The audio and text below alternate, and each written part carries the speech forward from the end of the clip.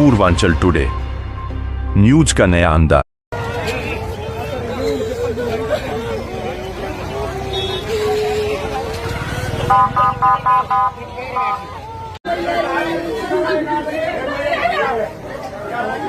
देखिए, बहुत ही दुखद घटना एक हुई है और सिकंदरा राऊ के पास हाथरस जनपद में एक मुगलगढ़ी गांव है, वहां पे भोले बाबा का प्रोग्राम चल रहा था।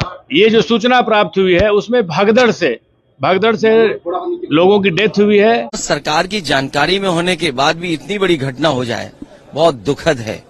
सरकार की जिम्मेदारी बनती है कि अगर किसी आयोजन में इतने लोग इकट्ठे हो रहे हैं या इतने लोग आने वाले हैं तो आखिरकार उनकी सुरक्षा, उनकी व्यवस्था के लिए सरकार ने क्या किया, ये सबसे बड़ा प्रश्न लगता है। और भारत सरकार ने भी और राज्य सरकार ने भी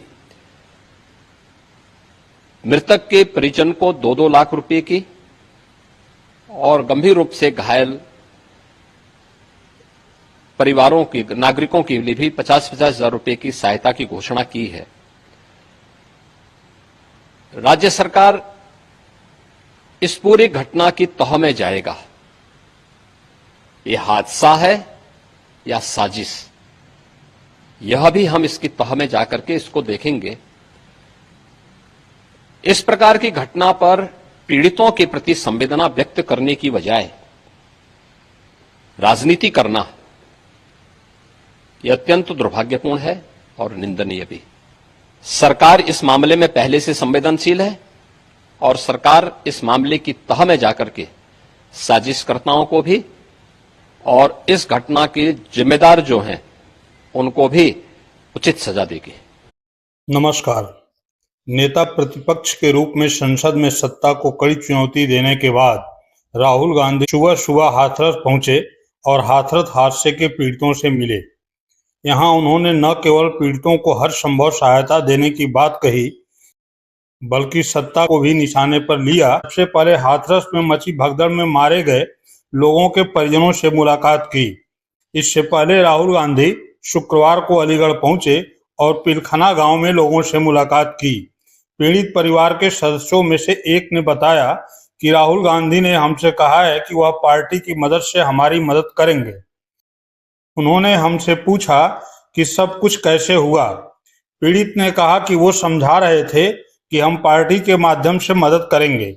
अभी ये नहीं कहा कि क्या मदद करेंगे, लेकिन कहा कि हम पूरी मदद करेंगे। पीड़ित परिवार के सदस्य ने बताया कि राहुल ने हमसे पूछा कि क्या हुआ, कैसे हुआ। पीड़ित परिवार ने दावा किया कि जब घटना हुई तब मौके पर प्रशासन नहीं था। इस बीच कांग्रेस ने सोशल मीडिया साइट एक्स पर लिखा कि आज नेता विपक्ष राहुल गांधी ने हाथरस हादसे के पीड़ित परिवारों से मिलकर उन्हें ढाढ़स बंधाया और हिम्मत दी। हाथरस में भगदड़ से 100 से ज्यादा लोगों की दर्दनाक मौत हो गई है और कई लोग घायल हैं।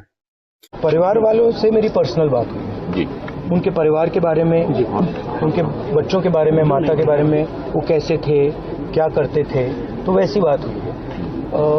उन्होंने कहा कि प्रशासन की कमी है। उन्होंने कहा कि जो अरेंजमेंट वहाँ पुलिस का होना चाहिए था वो नहीं था। ठीक है, बट बहुत दुख में है, शॉक में है।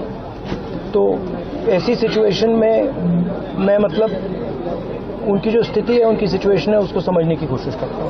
जानते हैं कि इस मामले में बाबा सूरजपाल फरार है। अब तक 6 लोगों को गिरफ्तार किया गया है।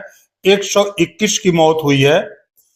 पुलिस ने मुख्य आरोपी एक सेवादार को बनाया है और उस पर 1 लाख रुपए का इनाम घोषित किया है।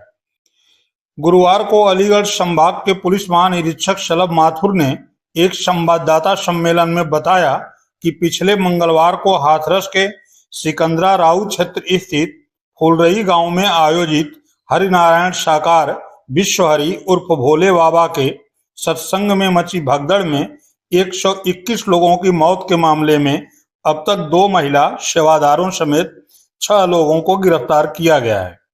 उन्होंने बताया कि मामले के प्रमुख अभियुक्त और मुख्य सेवादार देव प्रकाश मधुकर पर 1 लाख रुपए का इनाम घोषित किया गया है। उसके खिलाफ जल्द ही गैर जमानती वारंट भी जारी किया जाएगा। तकरीबन 1.25 घंटे तक आप लोग अंदर रहे हैं, तो ऐसे में 1.25 घंटे में ऐसा नहीं, हम लोग ड्यूटी बाहर की चेक करते हैं, और लेकिन ये पता है मुझे कि अंदर जितने भी लोग हैं वहाँ पर वो 40-50 की संख्या में लगभग न रहे। 1.25 घंटे तक आप लोग सीडीआर की जांच हुई, पता लगा कि बाबा अंदर ही मौजूद है,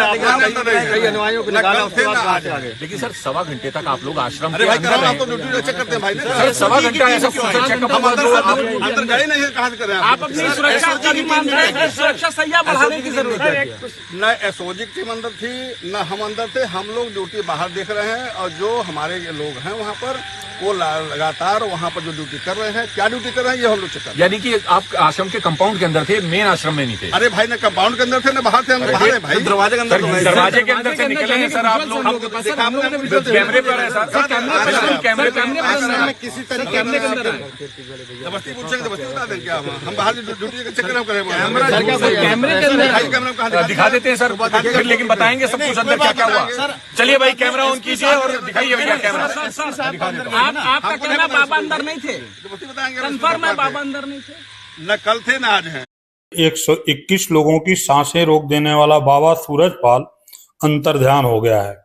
सिपाही से संत और संत से सत्संग मर्मज्ञ बना यह बाबा न पुलिस को नजर आ रहा है और न अब भक्तों को दर्शन दे रहा है। यह सियासत की सांसों में बसता है, इसलिए राजनीति इसके राज पर खुद की नीत नहीं थोप पाती है।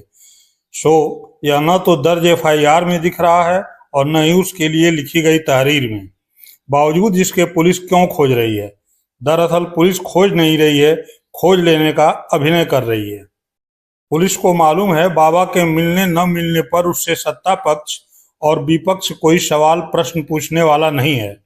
बाबा के पास लाखों करोड़ों संख्या में भक्त हैं और ये भक्त वोटर हैं। बाबा के एक इशारे पर उसके लाखों भक्त सत्संग में अपने भाड़े पर पहुंच जाते हैं। क्या ऐसा कोई नेता है जिसके बुलावे पर एक साथ लाखों लोग अपने भाड़े से उसकी जनसभा में पहुंच जाएं? नहीं। दरअसल पश्चिमी यूपी में बाबा वोट बैंक हैं। जो पार्टी इनको स्पेशल स्टेटस मुहैया कराती है उसको यह वोट दिलाते हैं। आप लखनऊ से पश्चिम की ओर बढ़िए, जितने सरकारी महाविद्यालय विश्वविद्यालय नहीं दिखेंगे उससे कई गुना अधिक आश्रम दिखेंगे। एक भी ऐसा जिला नहीं है जहां एक से अधिक बाबाओं के आश्रम न हो। पश्चिमी यूपी में पढ़ाई से अधिक सत्संग की पाठशालाएं चलती रहती हैं, तो विज्ञान से अधिक बाबाओं के चमत्कार पर बात होती है। पुलिस कॉलेज कैंपस में तो कभी भी पहुंच सकती है, पर क्या मजाल की बाबाओं के आश्रम में घुस जाए। एकांत के इन आश्रमों में कोलाहल किस बात का है, यह जानने की हिम्मत न तो सत्ता में है और न ही सियासत में। हो भी कैसे? सियासत को वोट चाहिए और वोट की कुंजी आश्रमों में है। यही कारण है कि सूरजपाल के मैनपुरी आश्रम पर पुलिस तो है, लेकिन उसके पास बाबा के होने न होने की खबर नहीं है। भक्त कह रहे हैं बाबा सूरजपाल अंतर्ध्यान है।